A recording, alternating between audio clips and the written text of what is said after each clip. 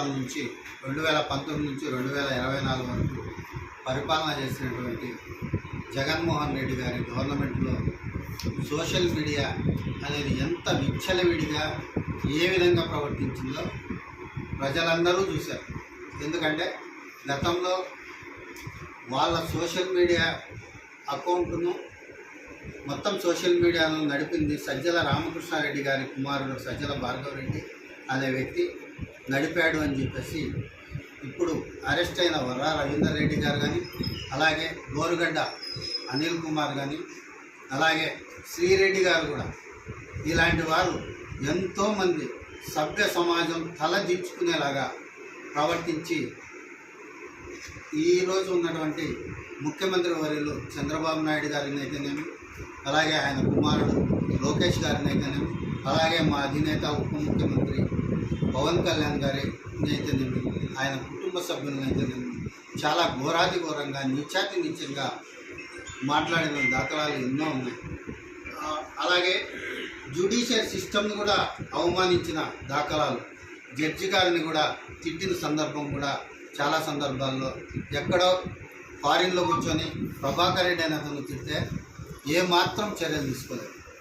అలాగే ఎవరైతే అధికార ప్రతినిధులు ఉంటారో పార్టీలో తెలుగుదేశం కానీ, జనసేన కానీ, బీజేపీ అధికార ప్రతినిధులు కూడా సభ్య సమాజం తలదించుకునేలాగా అర్ధరాత్రి పూట వాళ్ళకి ఫోన్లు చేసి బెదిరించడం, అలాగే కంప్లైంట్లు ఇస్తే కంప్లైంట్లు కూడా తీసుకోకుండా వాళ్ళు ఘోరాది ఘోరంగా ప్రవర్తించిన సందర్భాలు ఎన్నో ఉన్నాయి.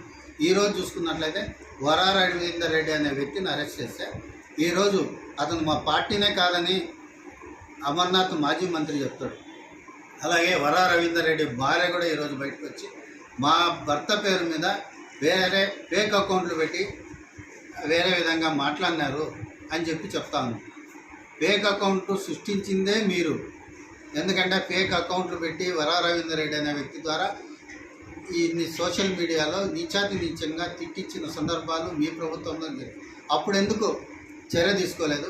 అలాగే సోయాన జగన్మోహన్ రెడ్డి గారి చెల్లెలు షర్మిలమ్మ గారిని అయితేనేమి, ఆయన తల్లిగారు అయినటువంటి విజయమ్మ గారిని అయితేనేమి, మరో సోదరి సునీతమ్మ గారిని అయితేనేమి, రాజశేఖర రెడ్డి గారికి షర్మిల పుట్టలేదు అని చెప్పి నీచంగా ఘోరాది ఘోరంగా వాళ్ళ తల్లిని చెల్లిని అవమానిస్తుంది.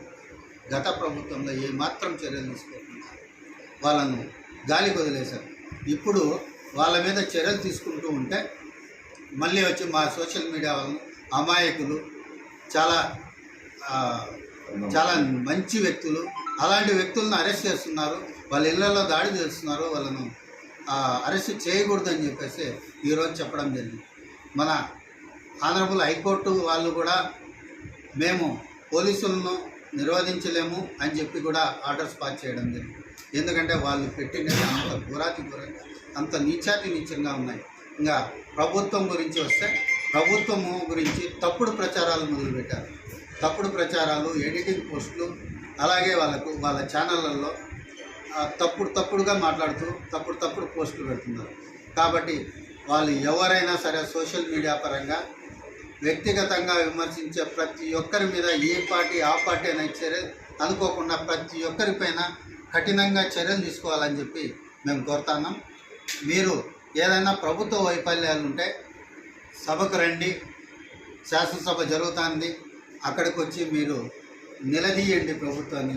అలాగే శాసనసభ సాక్షిగా కాకపోయినా మీడియా పరంగా అయినా మీరు, సోషల్ మీడియా పరంగా అయినా మీరు ప్రభుత్వ లోటుపాట్లు ఉంటే ఎత్తి చూపండి, సరిదిద్దుకోవడానికి ప్రభుత్వంలో ఉన్న పెద్దలు చూస్తారని చెప్పి తెలియజేస్తున్నాం. అలాగే వారి కుటుంబ సభ్యులను కానీ వ్యక్తిగతంగా వారిని కానీ నీచంగా మాట్లాడొద్దని చెప్పేసి మేము తెలియజేస్తున్నాం. కాబట్టి సోషల్ మీడియా దాని మీద వ్యక్తి భావ ప్రకటన స్వేచ్ఛ ఉంది, కానీ వ్యక్తిగతంగా విమర్శించండి, వాళ్ళ ఇంట్లో వ్యక్తులను ఘోరంగా విమర్శించద్దండి అని చెప్పి మేము జనసేన పార్టీ తరఫున, కదిరి తరఫున తెలియజేసుకుంటున్నాం. ఏ పార్టీ వ్యక్తులైనా కంట్రోల్లో ఉండాలా, ఏదైనా సహేతుకంగా ఉండాలని చెప్పేసి మేము కోరుకుంటున్నాం. జై హింద్, జై జనసేన.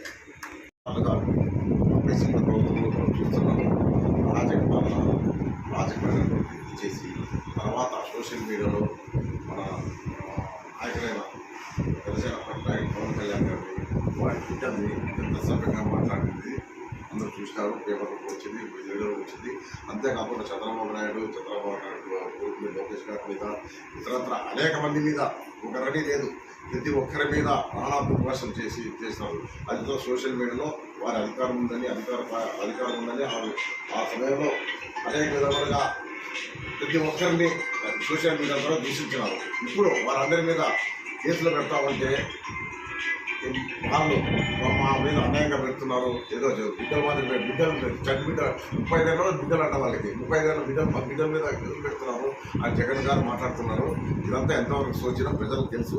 ప్రజలు చూస్తుంటారు, ప్రతిరోజు టీవీలు కానీ మీడియా కానీ చూస్తుంటారు, టీవీలు యూట్యూబ్ కానీ అబ్జర్వ్ చేస్తుంటారు. కాబట్టి ప్రజలు ఎన్నికోవాలి, ప్రజలందరూ అబ్జర్వ్ చేస్తుంటారు.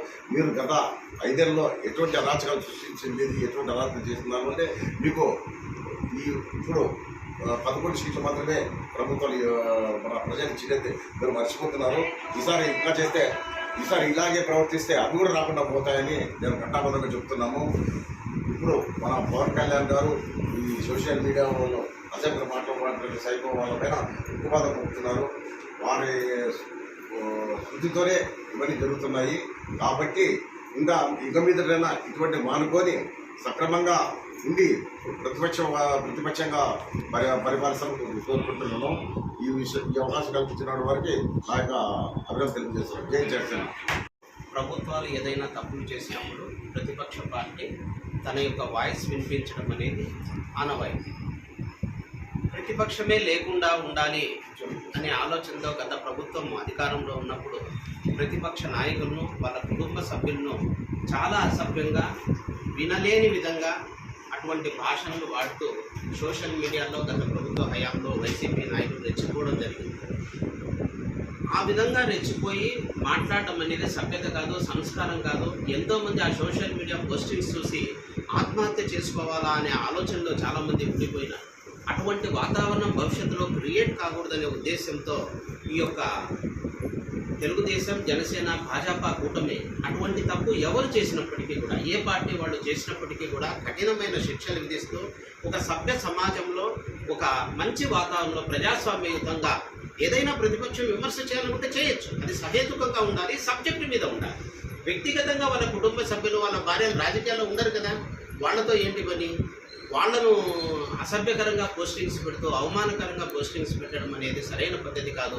ఇటువంటి ఛాందసవాదులను ఎక్కడ ఉన్నా, ఏ పార్టీలో ఉన్నా కఠినమైన యొక్క శిక్షలు విధిస్తూ యొక్క చక్కటి గవర్నమెంట్ కొనసాగాలని మేము కోరుకుంటున్నాం. జనసేన అధినేతంగా పవన్ కళ్యాణ్ గారు కూడా అదే విషయాన్ని నొక్కి చెప్పారు.